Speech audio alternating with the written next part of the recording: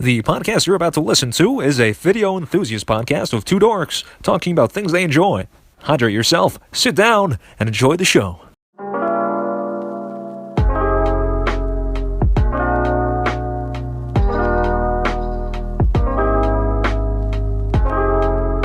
Hello everybody, welcome to our little spin-off after one episode of our regular podcast.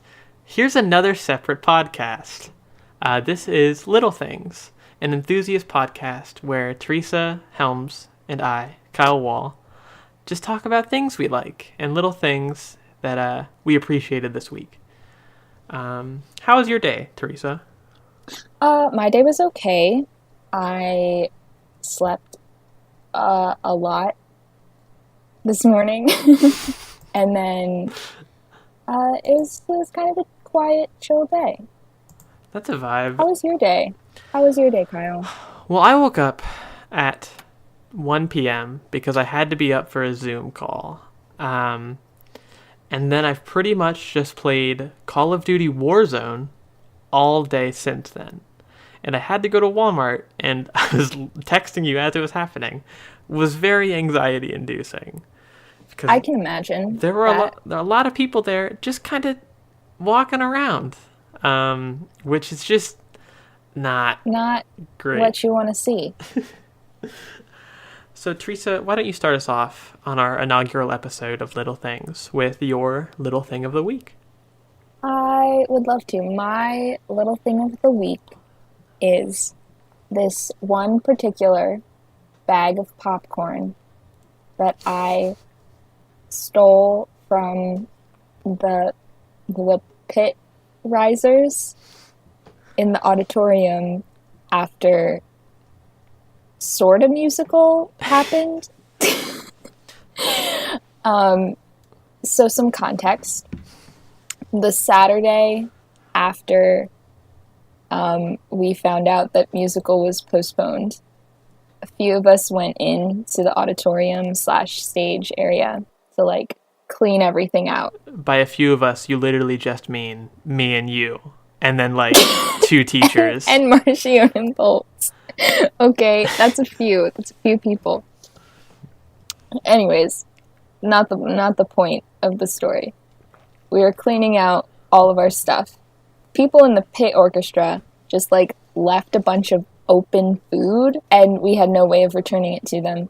So Marcion was like, hey, divide this up amongst yourselves. I ended up with a barely opened bag of Boom Chicka Pop. And this, not a normal size bag. It was the extra large, giant size bag of, I'm looking at it right now so I can get the name of it right, sweet and salty kettle corn. And I was like, this is about, maybe a month's worth of popcorn, right? That was my, estimate right off the bat. Kyle was like, there's no way you're going to finish that in a month. That's at least 2 solid months worth of popcorn. It has been a little less than 3 weeks, and there's maybe less than a quarter popcorn left in this bag. I feel like I'm right on track with my 1 month prediction. I am the only one who has been eating it. It's not even that good.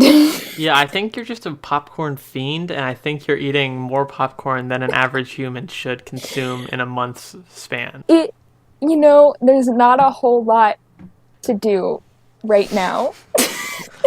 So, to give a little bit of context, the pit for our musicals every year, they have a menu where they have a main entree that sort of everyone contributes.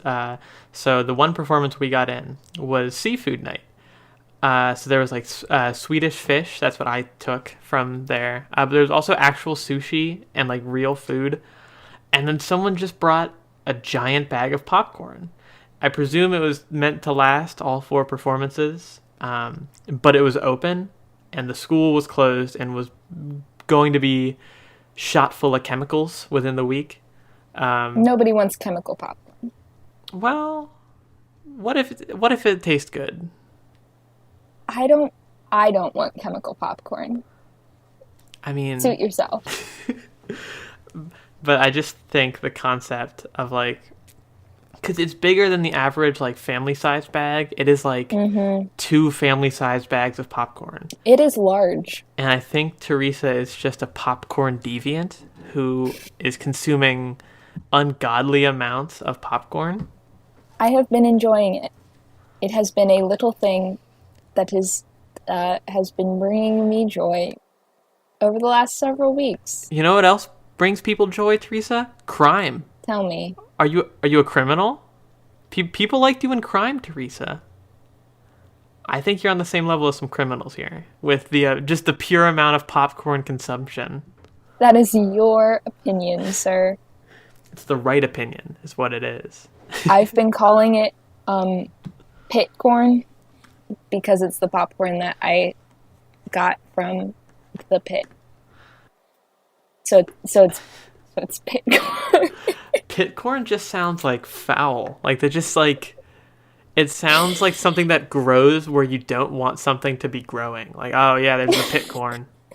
But I'm glad you're enjoying your pit corn, even if Thank you. you're probably eating unhealthy amounts of the pit corn. You know, I have been enjoying it, and that is all that matters. Do you have a good little thing I do, because to talk about? that's kind of the whole structure of the show here. I do have one. Well, I just wanted to make sure. You're a forgetful man. My little thing, I alluded to it a little earlier, is just like free battle royale games. So it's been a couple years since Fortnite's heyday, but I have just run out of things to do so quickly that I've turned to Fortnite once again, and I've been having a lot of fun with it. I'm not good at it, like, at all.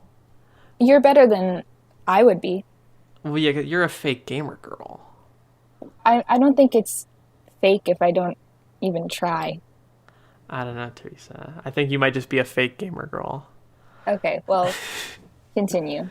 As of like 2 days ago, I started playing Call of Duty Warzone after it was recommended to me by the Gus and Eddie and Jakey podcast. It's the episode Jakey Has Goat Eyes. They talked about Call of Duty Warzone and how it's just fun with friends. And I was like, well, I'm down for some fun with some friends. So I've just been playing that nonstop all day today. And it's what I'm going to do after I'm done filming this podcast with you, Teresa. I'm just going to not edit it tonight, probably. Just spend tomorrow doing that and just play a lot of Warzone. Good for you. I take zero offense to that. I do want to get you to play Fortnite at some point. I know. It's just like, listen. The only experience I have with Fortnite is watching John Green is a Fortnite pacifist podcast where he plays Fortnite without killing anybody. So I've never even seen Fortnite played like correctly. Well, that's all you need to know, I think. I definitely think Fortnite is up your alley just because it's like easy. Especially they made it so that if you're not good, you just play like robots that are even worse. That does sound right up my alley. I like games that are easy. What's your favorite video game, Teresa? Like when you hear video game, what comes to mind? Okay, I have a favorite video game, and then I have one that is my favorite, but I don't think actually counts as a video game. Shoot them both at me. Okay, so my ultimate favorite that I don't think actually counts is Just Dance. I mean, it's a video that counts, I feel. Okay, good. My other favorite is Mario Kart. Okay, that's also, which I feel like is solidly a video game. Those are both like pretty, I feel like universal games. Like I don't even like dancing, and I have fun with Just Dance and like a friend. It's a fantastic game. I'm not gonna play it on my own. I'm not gonna like at 3 a.m. I'm bored. I'm not gonna boot up Just Dance like I would. That's fair. I don't think I've ever played Just Dance by myself. that just kind of sounds like a sad experience. Yeah, that's the whole point, is to like play it with friends. You could probably get a solid workout for it, though. I feel like. Oh, for sure. Did you know there's new Just Dance games coming out on the Wii still? Like the original Yes. Nintendo Wii? Yes, I'm well aware. That blows my mind. Like, not even the Wii U that came out after the Wii, just the regular Wii. You know, if you find something good, you gotta stick with it. And there's nothing better than Just Dance on the original Wii. So, Teresa, let's launch in to the meat of this cast here. Let's talk about our big little things of the week. Big little things. What's your big little thing of this week? My big little thing. I'm so excited about it. It's not a new thing by any means, but it is a thing that I have recently just been newly invigorated by, and that is the entire Muppets music discography. I have pretty much been listening to only music by the Muppets this week, and it has been an absolute blast.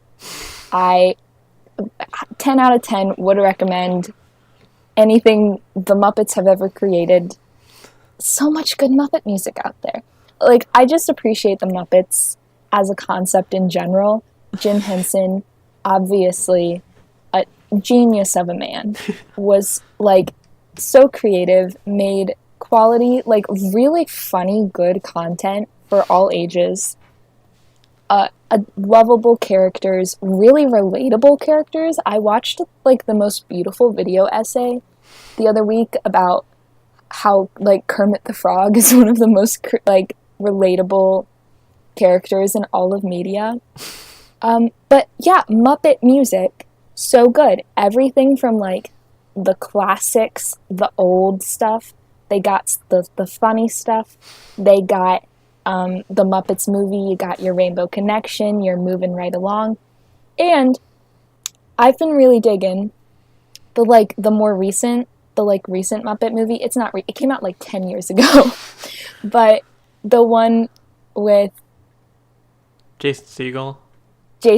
I was going to say the other famous comedy Jason, but it's not. It's Jason Segel. Man or a Muppet.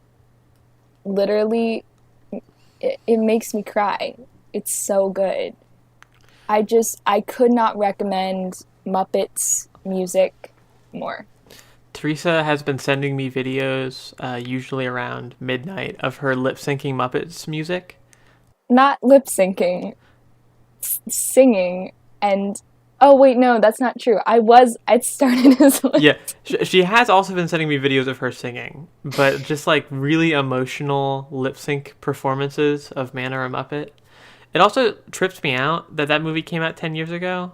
I remember, I think it was, might have been closer to 8 or 9, because I remember in 4th grade, my teacher had Manamana I'm gonna look it up as her ringtone.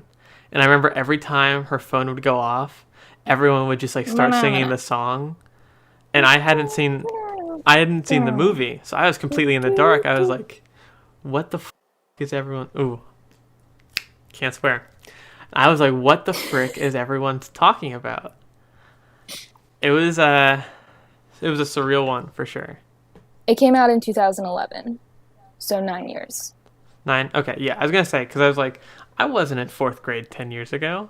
I was in 2nd grade or 3rd. Just about, though. It's just about getting up there. It still feels like it came out like recently. It feels like a recent movie, a modern film. I always forget there was a sequel. There was Muppets. Yeah, and it's so good. It had a lot of celebrities. Tina Fey. Mm-hmm. Jason Segel wasn't in that one, was he? Like at all? No, but we did get Evil Kermit. Constantine. Our man. What a great name for a children's character. One that even an adult person can't pronounce. That's how I name all my characters. Yeah, I agree. I think Muppets are iconic. I've been a big Muppet fan for all of my life. I have a Kermit the Frog plush in my room somewhere. That's so good. I don't know where it got off to, but yeah. That's lovely. Thank you for sharing your big little thing. Kyle, what is your big little thing? My big little thing of this week are gym shorts. I'm currently wearing gym shorts. I'd get up and show the camera, but my headphone cord is not long enough to support that lifestyle. But sweatpants are good. I was listening to Wonderful by Rachel and Griffin McElroy, and they talk about sweatpants. And I can get behind that. I can get behind a good sweatpant. But gym shorts are far more versatile because like sweatpants get real dang hot, I feel. And you have to like you can roll them up, but then you're the guy with rolled up sweatpants. And I feel like that isn't a great look traditionally. But gym shorts, I love them cuz it's like not wearing pants but also still socially acceptable. And it's the closest I'm going to be able to get to not wearing pants in public. Exactly. Legally. I think that's the full appeal of gym shorts is pants that don't feel like pants. I do have a problem with gym shorts though, and we've discussed this. There's kind of a stigma with them. Like there's sort of when you see someone wearing gym shorts that you wouldn't normally expect to wear gym shorts. I am not an athletic guy. This is not news to anyone. Anyone who knows me knows Kyle Wall is not athletic. So if I were to come to school or go to a gathering wearing gym shorts, it would look suspect, I feel. And maybe not. Yeah. But like I have No, it would. Oh, okay. Oh, wow. I mean, not suspect, but like it would be noticeable. Like I wouldn't just be like, oh, there's Kyle. I'd be like, Kyle in gym shorts in public? Like that is what would go through my brain. It is strange. 100%. And I wish it wasn't strange because they're so dang comfy. But I feel weird wearing them in public. So most of the time, I am wearing them in my house. Especially, I have a very hot room. Teresa knows this. Most people who know me knows that is one of the things I complain about the most. Is just you do complain about it a lot because it's so dang hot in here, Teresa. I have to turn off my fan to record this podcast, or else there would just be a noise in the background the whole time. And I'm also under a hot light this time. So listen, I'm suffering for this art, okay? Okay, I believe you. But the gym shorts make it a lot more bearable. I'm also wearing a Hawaiian shirt. So Hawaiian shirt and gym shorts is kind of a strange look. It's a look. It's a look. Is it? It's a look. I love gym shorts. I wish that women's gym shorts were better in so many ways. So men's gym shorts specifically, because women's gym shorts are kind of awful. Trash. They're really trash. The pair of gym shorts you own are legitimately shorter than my underwear. I'm sure every single pair of gym shorts I own is shorter than most of your underwear. Which is, I feel like that defeats the Not purpose what of I it. want. It defeats the purpose of a gym short. All that's available. I think men's gym shorts should be the standard. I think you could just start wearing men's gym shorts. I probably have pairs that I don't use that are old. I'll just mail them to you during these trying times. Your old gym shorts, I will tie them to my waist. You probably would. Honestly, they were from like middle school. You probably don't. Oh, I'm approximately the size of a middle school boy, I think. I just mean like the ones I wear now probably wouldn't fit because I've gotten significantly wider since middle school. But those ones probably... that's what I'm saying. That would fit me. Yeah. Just the way you said that.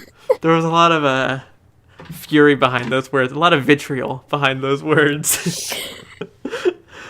And now, I'd say we wrap up the gym short talk. As much as I'd like to keep talking about gym shorts, this segment is called Friends of the Pod, because we couldn't think of anything else to call it. So we asked on our Instagrams, at Kyle Wall Online and at None of Your Bees Cast, for people to submit little things that made them happy this week. Do you want to go first? Because I don't have mine pulled up. I would love to. I have two little things that my friends submitted. One of them is simply, I made bread, which I think is so good. I knew it was coming, so I just didn't want to take a sip of my water yet. I don't think there's a whole lot to say about it. That is good, wholesome all around. Bread is so good. Making bread is good. I'm so proud. Everyone be making bread lately. Yeah, well, my second one is also about baking. This one is, I baked and decorated cupcakes today, and my baby brother told me that they were a masterpiece. So that's two good little things. You got the cupcakes and the fact that they were little brother approved. Which is just real cute. Everyone be baking. I think everyone is so bored, they're just resorting to learning trades again. Maybe we'll all come out of this in since the economy will already be ruined, we'll be starting from scratch anyways. Yeah. We'll just revert back to trading goods and services. I will give you 4 dozen cupcakes if you come, I don't know, fix my sink. I'm going to be screwed because the only trade I'm going to be leaving quarantine with is Fortnite. Fortnite? And yeah. Hey, I'll help you get some Fortnite wins if you pay my rent. So, some light technical difficulties. We may have just lost, well, we did lose some footage. I don't know why I said it as if there was hope there.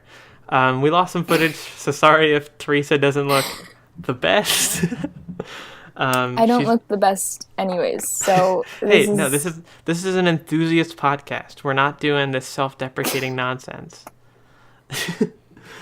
She's shining a very bright light at her face, so... It's true. She's probably going to look very washed out when I edit. It's fine. It's okay. So... My friend of the pod, little thing, it comes from Abigail Marchione, our number one fan. I've appointed her that. Possibly our only fan, but that's all that matters. So on her music account at Marchione Music, she has been posting song covers lately because she's a music teacher. She does music things, and she did a cover of a pentatonics, not pentatonics. Pentatonics. Of a humble pentatonics song. I don't remember which song it was, but member of pentatonics. It was. Can I say what song it was? Yeah. It was Pentatonics is cover of a Beyonce song. Okay. It was Sweet Dreams by Beyonce, I think. Continue. But on this cover, member of Pentatonics, Mitch Gracie, or Gracie, not sure. Wait. I'm not sure. You didn't even say the way that they said it when you looked it up. What? Wait, what? I thought I did. With a long I at the end. Okay. So Mitch Gracie, one of them. One of those. Commented on her post. And her exact words are, Mitch G commented on my video, so I am now in pentatonics. She sent us that right when it happened, and she was like, high school me would not be able to breathe right now. And I just think that's great. That's wholesome. I'm so happy for her. I'm so proud of her. That's so good. To be noticed by an idol is pretty great. It's such a good little thing. And the last friend of the pod, little thing, comes from the @NoneOfYourBeesCast account, where we constantly beg for people to submit stuff. So if you want to submit something and have it featured on one of our shows, follow @NoneOfYourBeesCast on Instagram or @bees_cast on Twitter. But Ashley says, I was able to work out for the first time in a while today. And I just think that's a nice one.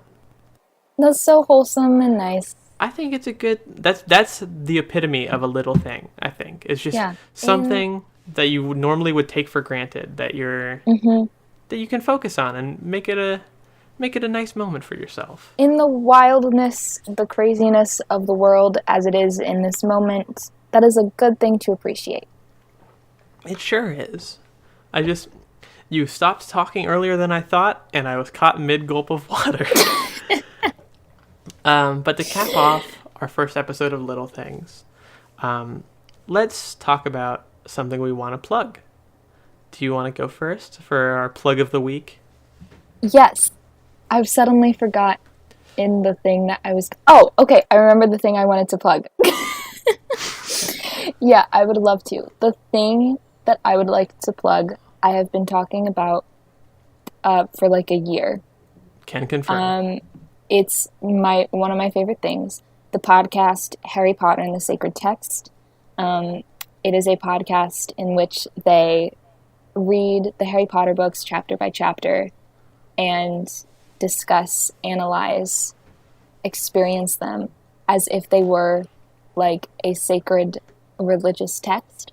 And it is so good. It has literally changed my life and the way that I think about the world. And I love it so much.